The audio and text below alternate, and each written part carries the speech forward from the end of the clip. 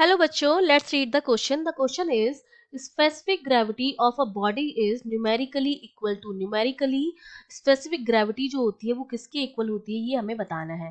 तो देखिए, इस क्वेश्चन के लिए जो की कॉन्सेप्ट है उसमें मुझे क्या पता होना चाहिए. सबसे पहले तो मुझे ये पता होना चाहिए कि स्पेसिफिक ग्रेविटी जो है वो होती क्या है. ठीक है, तभी हम बता पाएंगे कि न्यूमेरिकली उसकी वैल्यू किसके बराबर आएगी. तो स्पेसिफिक ग्रेविटी जो होती है हमारी, वो हमारी होती है रेशियो ऑफ ग्रेविटी. तो ratio of density of body, किसी भी बॉडी की डेंसिटी का रेशियो.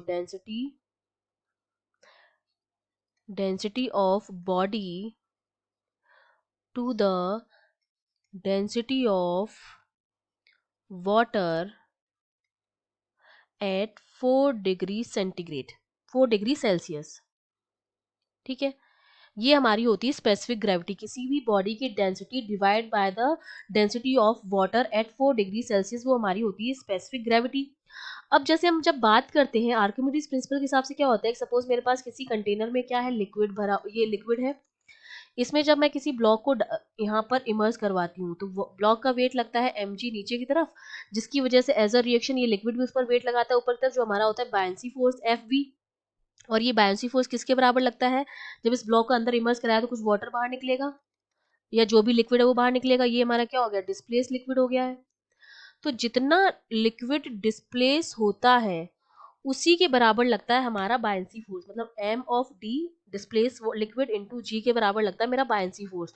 तो जो एपरेंट वेट अब आता है इस कंडीशन में, वो मेरा किसके बराबर आ जाएगा, mg माइनस md g के बराबर आता है. और md g की वैल्यू जो होती है वो मैं v रो g भी लिख सकती हूँ. ठीक है, इसके बराबर हमारा आता है.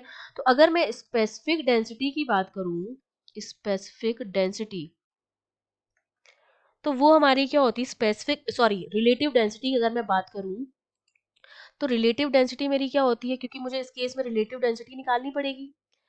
ठीक है, क्योंकि लिक्विड की डेंसिटी कुछ होगी और कुछ इस जो ब्लॉक हमने डिवाया है उसकी भी डेंसिटी होगी. तो मुझे निकालनी पड़ती है इस केस में रिलेटिव डेंसिटी. वो रिलेटिव डेंसिटी हमारी कैसी आती है, ratio of density of any object और सब्सटेंस आप लिख सकते हो. ठीक है, of any substance to the density of another substance.